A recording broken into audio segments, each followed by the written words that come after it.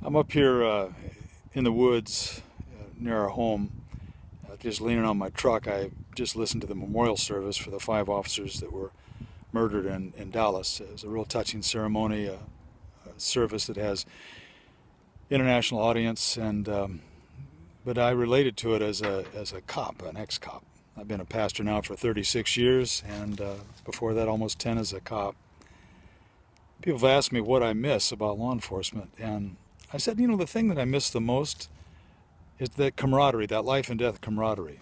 Now, there's certain times I've experienced that as a pastor in a church setting, but not as often as I did when I was a cop. Many times when we'd hear the phrase, shots fired, we'd roll through the night, red lights and siren running, and risking our lives to get to another cop who was in jeopardy. And I want to reflect on something with you for a moment. What is it about this thing called the church that would cause you and I to run red lights and siren through the dark of the night to get to each other? Do we have that kind of camaraderie? I do miss that. Many times we find ourselves petitioning for a particular theology that we have or a way to worship, and to the world we can all look awful small.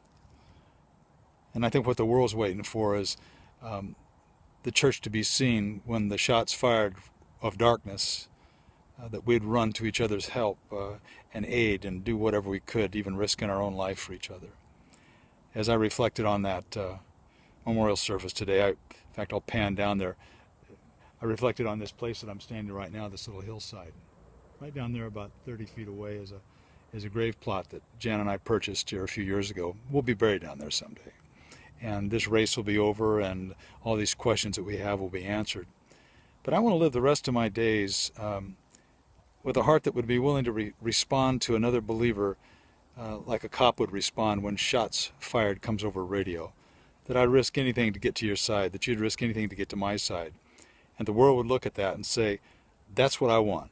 I want that depth of camaraderie. And today, as I reflect about the memorial service and think about those cops that died, I'm thinking about the future of the church. We must come together because we hold the destiny of the culture that is broken right now. If we can't live it out, they'll have no hope. And my desire and my hope today is that you and I would be willing to lay it all down for each other. You're worth it. Love you. God bless.